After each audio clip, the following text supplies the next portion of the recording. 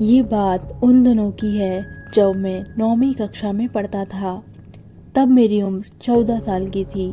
कुछ समय में अपनी फैमिली के साथ रहता था। मेरी फैमिली में मम्मी पापा और मेरी छोटी बहन भी रहती थी। मेरे पापा गवर्नमेंट की नौकरी करते थे, इसीलिए हमें सरकारी क्वार्टर्स में रहना पड़ता था। जब मेरे पापा का प्रमोशन हुआ था तब हमने उस कॉलोनी में एक बड़ा सा फ्लैट ले लिया था। उसके बाद हम नए फ्लैट में शिफ्ट हो गए। मैं बहुत खुश था क्योंकि मैं सोच रहा था कि मैं अपना एक अलग कमरा लूँगा। पता नहीं क्यों, जिस दिन से हम उस घर में रहने के लिए गए थे तब से मुझे उस घर में अजीबोगरीब बेचैनी महसूस हो रही थी। उस घर में मुझे देर से सोने की आदत थी क्योंकि हमारा टीवी चैनल वाला हर रात को एक नई फिल्म दिखाता था और मेरे मम्मी पापा और बहन दूसरे कमरे में जल्दी सो जाते थे। शुरू शुरू में तो सब कुछ ठीक चल रहा था, लेकिन अचानक मुझे एक रात को जब मैं अपने बेड पर बैठकर मूवी देख रहा था तो अचानक मुझे रूम के बाहर किसी की आवाज़ सुनाई दी।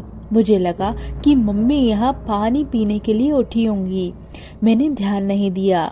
हाँ, लेकिन मैंने टीवी की आवाज़ को थोड़ा धीमा कर दिया। लेकिन 4-5 मिनट के बाद फिर से वही आवाज़ आने लगी। वह आवाज़ किसी औरत के चलने पर उसके पायल की आवाज़ आती हो, जैसे छन छन। बिल्कुल ऐसी ही आवाज़ आ रही थी। मैंने टीवी का आवाज़ बिल्कुल बंद कर दिया, लेकिन बाहर से वही आवाज़ आ रही थी, छन छन छन।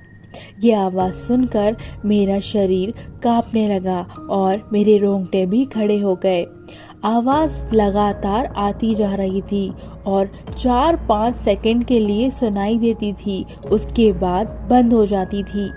बाद में 3-4 मिनट के बाद फिर से छन छन छन, जैसे कि कोई भरी पायल पहनकर चल रही हो।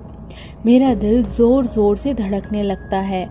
ऐसा लग रहा था कि अभी मेरा दिल छाती से बाहर निकलकर मुंह में आ जाएगा। पता ही नहीं चल रहा था कि मैं क्या करूं। मैंने सोचा कि मैं अपने मम्मी पापा को उठाकर उनसे सारी बातें बता दूं। बाद में मैंने हिम्मत करके दरवाज़ा खोला तो अचानक वही आवाज़ सुनाई दी, छन छन छन। कुछ समय वही आवाज़ बिल्कुल मेरे सामने से आने लगी थी। ऐसा लग रहा था कि कोई नई शादीशुदा औरत चलकर मेरे पास आ रही हो, लेकिन सिर्फ आवाज़ ही आ रही थी। सामने कोई भी नहीं दिख रहा था और आवाज़ भी बिल्कुल साफ सुनाई दे रही थी, छन छन छन। मैंने मम्मी पापा को जगा दिया और सारी सच्चाई उनको बता दी। मेरे पापा इस बात को मानने के लिए बिल्कुल भी तैयार नहीं थे। वैसे भी वो सब पूरी तरह नींद में थे। किसी ने मेरी बात पर ध्यान नहीं दिया। बाद में मैं अपने मम्मी पापा के साथ उनके कमरे में ही सो गया। ऐसे ही 3-4 दिन निकलने के बाद एक रात को फिर से वही आवाज़ सुनाई दी, छन छन छन। बाद में मुझे उस आवाज़ की आदत पड़ गई। आवाज़ आने का कोई भी टाइम फिक्स नहीं था। कभी कभी वह आवाज़ 10 बजे या फिर 10:30 बजे भी आती थी, लेकिन एक बात तो पक्की थी कि वो आवाज़ सिर्फ मुझे ही सुनाई दे रही थी और किसी को भी नहीं। कभी कभी मैं उस आवाज़ से बहुत ही डर जाता था।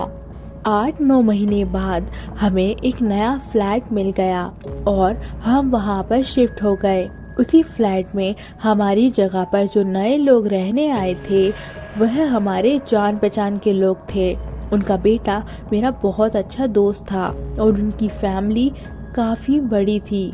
एक दिन वो अंकल हमारे घर पर आए और हमसे पूछा कि क्या आपको कभी कभी कोई आवाज़ सुनाई दे रही थी।